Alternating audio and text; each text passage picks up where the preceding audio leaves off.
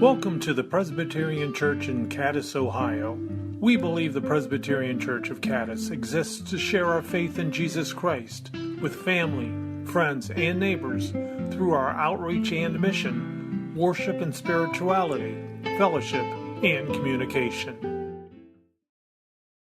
A reading from the book of Ruth, chapter 1, verses 1 to 18. In the days when the judges ruled, there was a famine in the land, and a certain man of Bethlehem in Judah went to live in the country of Moab, he and his wife and 2 sons. The name of the man was Elimelech, and the name of his wife was Naomi, and the names of his 2 sons were Mahlon and Chilion. They were Ephrathites from Bethlehem in Judea.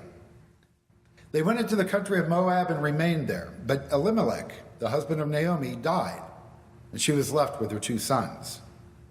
These sons took Moabite wives. The name of the one was Orpah, and the name of the other Ruth. When they had lived there about 10 years, both Mahlon and Chilion also died, so that the woman was left with her 2 sons and her husband, without her 2 sons and husband. Then she started to return with her daughters-in-law from the country of Moab, for she had heard in the country of Moab that God had considered the people and given them food. So she set out from the place where she had been living, she and her 2 daughters-in-law, and they went on their way to go back to the land of Judah. But Naomi said to her 2 daughters-in-law, "Go back, each of you, to your mother's house. May God deal kindly with you as you have dealt with the dead and with me. God grant that you may find security, each of you, in the house of your husband."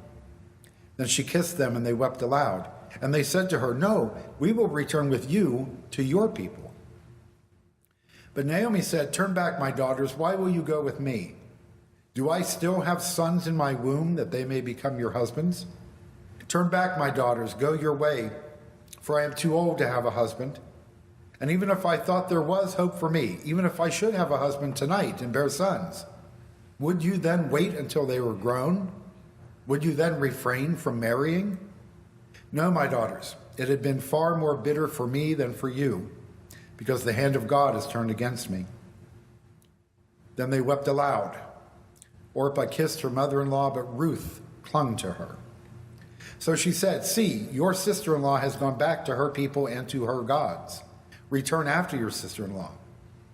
But Ruth said, "Do not press me to leave you or to turn back from following you. Where you go, I will go. Where you lodge, I will lodge. Your people shall be my people, and your God, my God. Where you die, I will die. There will I be buried. May God do thus and so to me and more as well, if even death parts me from you." When Naomi saw that she was determined to go with her, she said no more to her. And may God speak to us through these verses today.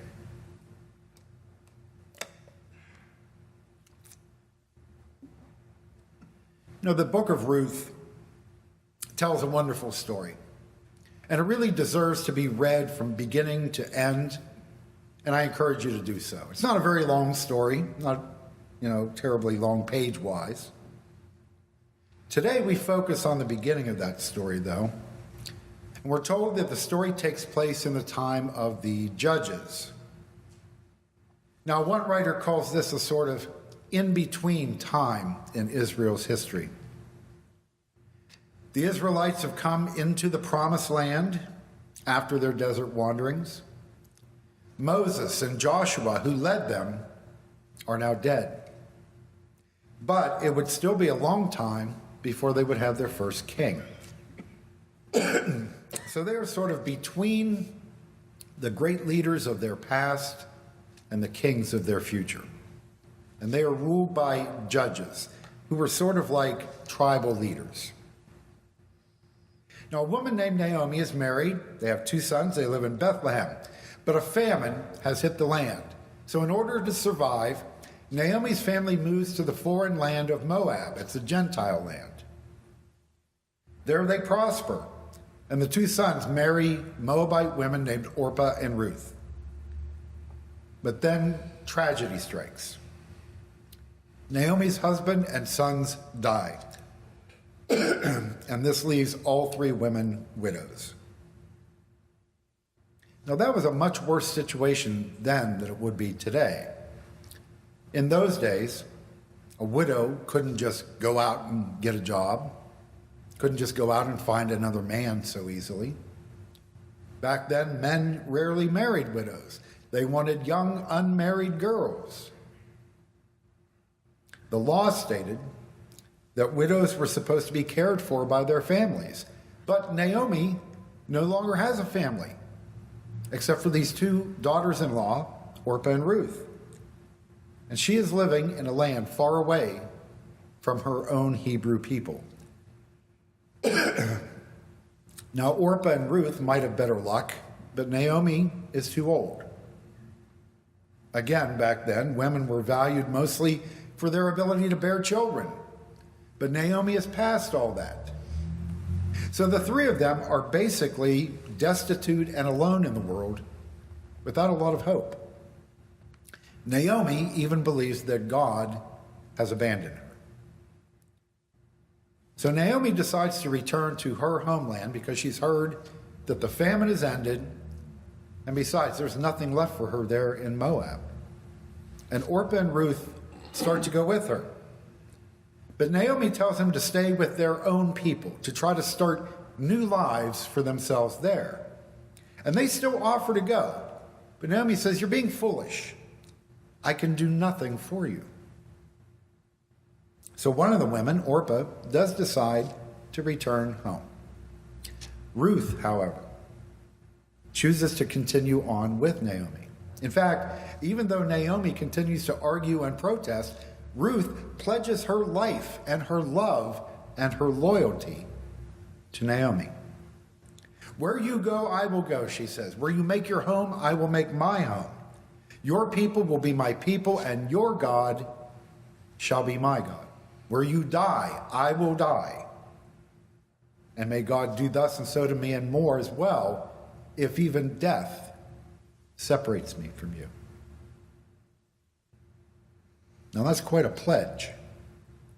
What Ruth is saying is that she really no longer considers herself a Moabite.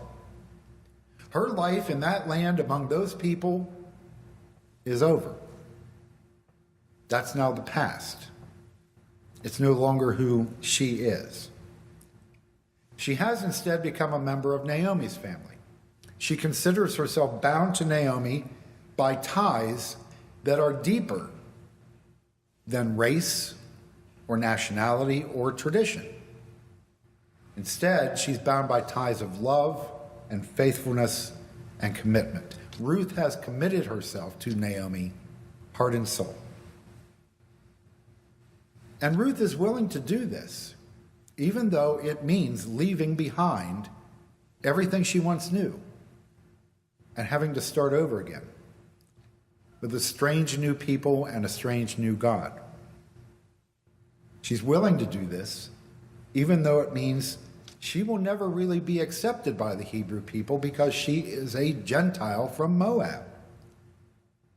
There was a commandment in the book of Deuteronomy that Moabites were not welcome among the Hebrews.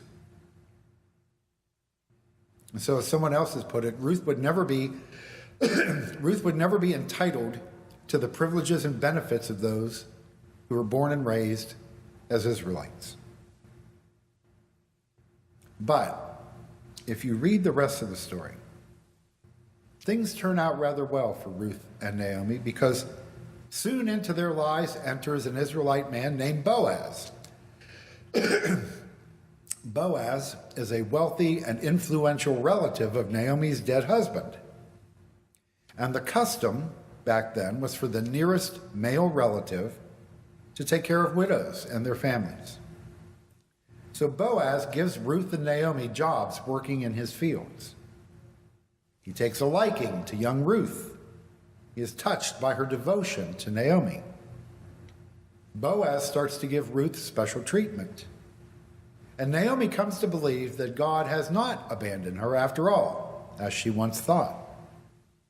She starts to believe that God is actually now blessing her, and her faith is restored.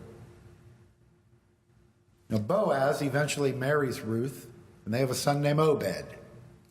And when Obed grows up, he marries and has a son named Jesse. And Jesse becomes the father of King David. So Ruth, once a desperate widow, a stranger from Moab, a non-Jew, became the grandmother of Israel's greatest king. And out of the ancestry of David eventually came Jesus. So Ruth turns out to be Jesus's great, etc. grandmother. Now, how's that for a happy ending? Now, the story of Ruth does have much to teach us. One lesson is that we may not always see the ways that God is working in our lives. Naomi certainly thought God had turned away from her, that God had left her to struggle with her problems alone. But God never abandons us. God is always with us.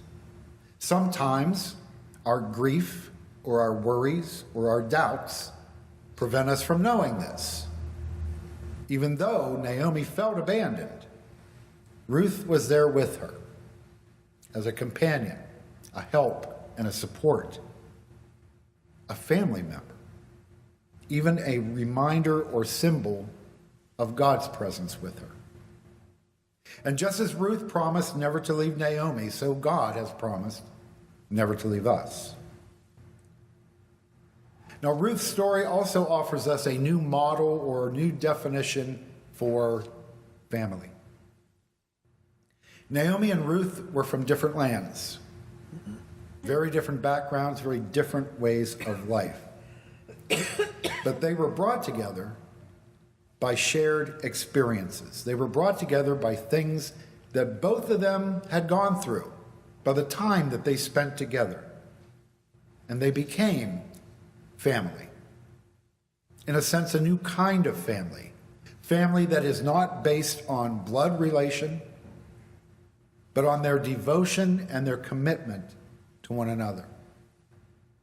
And in a way, that is the definition of what we call Christian community, or what the Apostle Paul calls the body of Christ.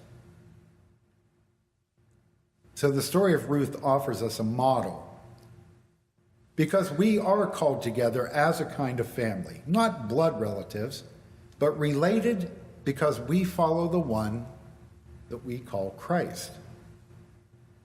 We are bound together as people who have promised to love and support one another. And we are called to be reminders to each other of God's loving presence. Jesus himself once said that his family was not necessarily those who were related to him, but those who do God's will. And he seems to be suggesting that we expand our concept of family to widen our vision of who our brothers and sisters are. Someone has said that Jesus tells the Father in heaven to forgive people. He tells his friend John to become a son to his mother Mary. And he tells the thief on the cross to join him at the banquet in heaven. Jesus is putting the building blocks of family and faith back together. And he forces us to open our eyes wider and love our enemy, even to embrace them as family. And yet another lesson is that Ruth and Naomi could not see that they were part of a much bigger picture, a much bigger story that was unfolding. As I mentioned, Naomi was convinced that her life had become small and meaningless, with little or no future. And I am sure Ruth probably felt a little like that too. But looking back, as we can, through the pages of Scripture, we are able to see the important roles that they played in our biblical history, our spiritual history. My friends, none of us ever really know where we fit into the grander scheme of things. And perhaps we sometimes feel small, insignificant, that we don't have anything really to contribute to this grand scheme. but we do all fit into that scheme. Each of us in our own unique way. And no life is small or insignificant to God. God is able to do great things through all of us. God can do this even in our worst moments. In those times we may not even be aware of it, in ways that we cannot see except perhaps to look back upon. No matter what we may be feeling or experiencing, God can do great things through all of us in wonderful and surprising ways. Just ask Ruth. Amen.